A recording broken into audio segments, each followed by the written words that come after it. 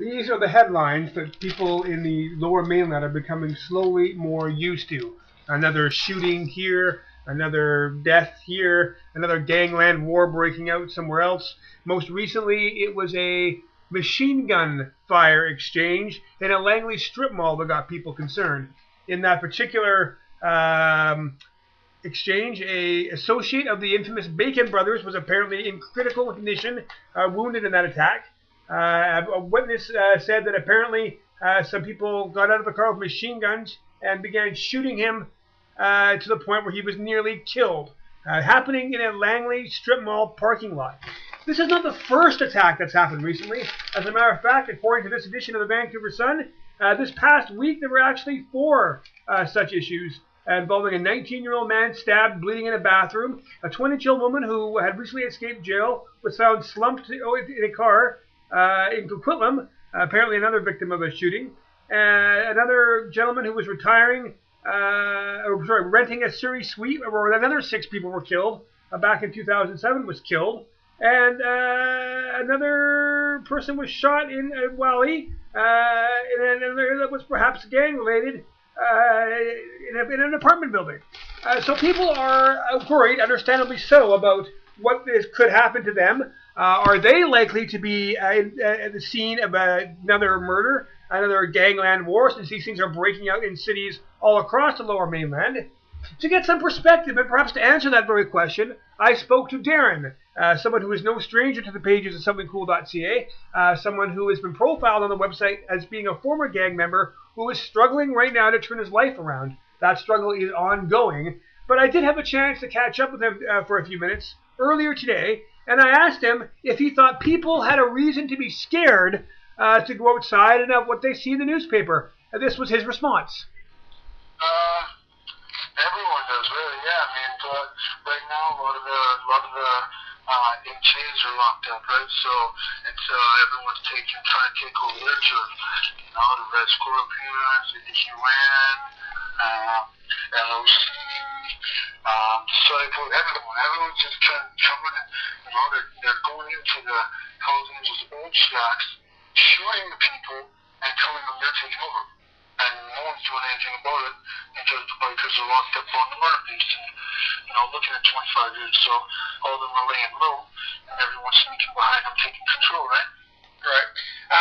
Obviously, I guess one of the questions is, I mean, can the police do anything about this?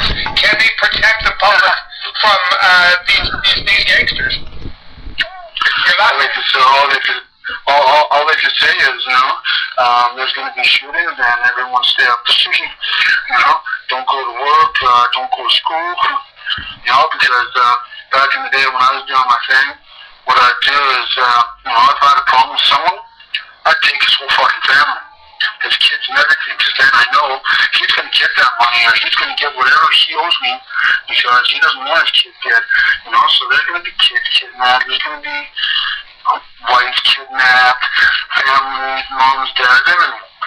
You know that?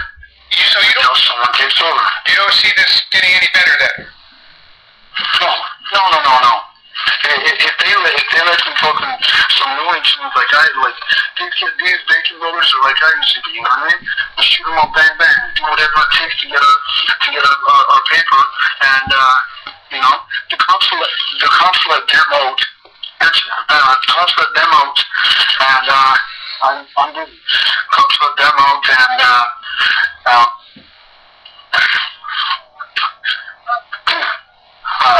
hang on, sorry, sir.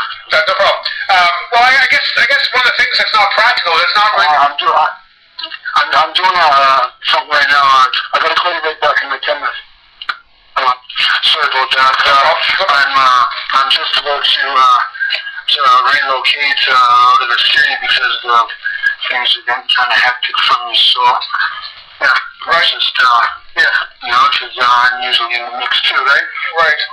I guess that's the thing. I mean, when you're saying people should stay at home, they shouldn't go to work, I mean, really, that's not practical for a lot of people. They have to kind of go out, and they have to be part of the larger society.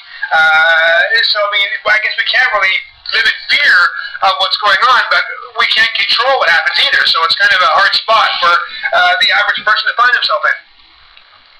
Well, see, that's what I like in the States. You're allowed to buy guns, and you're allowed to, shoot someone that's a trespasser. Defend yourself. Over here, you got your gun to protect yourself. You're a gang member, and you're gonna, you don't get a chance to protect yourself over here. Our rules are messed up. Like out here, if they find blood, you can still be charged with murder, right? They don't have to find body. Out in the States, they do have to find the body, right? So, out in the States, you're allowed to kind of take control.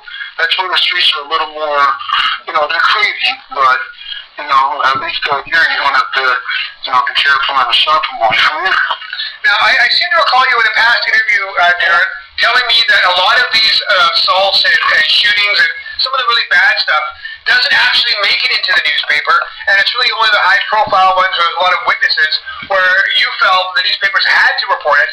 Do you think there's more going on here than we're being told about by the mainstream press? Well, okay, let's take me for example again.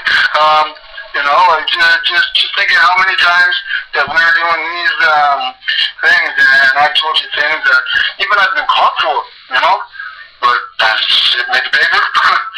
I think the biggest thing that I made the paper was when I ran the cop over and almost killed him, Right. And now that's a cop, They didn't say anything about the bank robberies, they didn't say anything about shooting, they didn't say anything about stabbing people, they didn't say anything about home invasion, they didn't say anything about extortion, they didn't say anything about, people missing, you know what I mean? All they said was an officer was wounded today in the line of duty. You know what I mean? So they need to smarten up, and they need to say, families, listen, man. You can either, walk in groups, walk as a crew, be able to the crew. Who gives a fuck? If you're walking with 5 or more people, you're safe. You know what I mean? Right. One can take the bullet, the other 4 can go get the guy. You know what I mean? At least, if you're walking alone, or if you're, I don't know, I'm just saying, right? I mean, it's safer to walk in groups, but I've always said that in every, interview I've done with you, right? Right. Safer when you're, Putting it into like a best case, worst case scenario, I mean, I guess the worst case is we're going to have more of these shootings and these gang members take each other out, and some innocent bystanders get involved. I mean, is this something that you think that the police should even bother getting involved in? I mean, some people are of the mindset that if the gang members are taking each other out, who cares? Let them do it. Who cares who dies, who lives, doesn't matter. If they're taking each other out and only go after them if they're, going after the innocents and some like kid gets killed. And other people think that, of course, this is completely unacceptable. Something has to be done.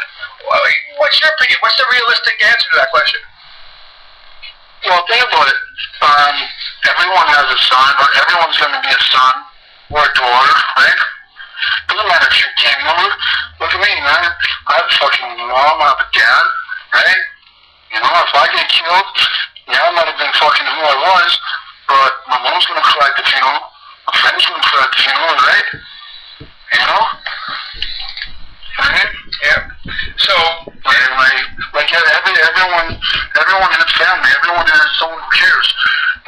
So what? Whatever you do, right? I mean, it just goes back to people, looking down on others, You look down on me, what? Because, I've done half my life in jail, because what? Because I got guns, because, I still go home, I kiss my daughter, I go home, kiss my son, tell my kids I love them, feed them, do whatever I gotta do, right? I'm still one of you guys at the end of the day, That was the interview we conducted earlier today with Darren, a former gang member, who, in a sense, was discussing these recent gang shooters. Kind of a sobering view from Darren, saying that he doesn't think there's much that can be done from the police level. Things are only likely to get worse, and he gives us a foreboding warning. If we want to be safe, the only real safety is indoors. And that, of course, is not a practicality for those of us who have to live and work and support children and pay rent. So we, of course, must deal with the uncertain fact that we could go outside and one day, inadvertently, find ourselves in the crosshairs of a growing gang war. We'll be following the story more closely from different perspectives here on SomethingCool.ca.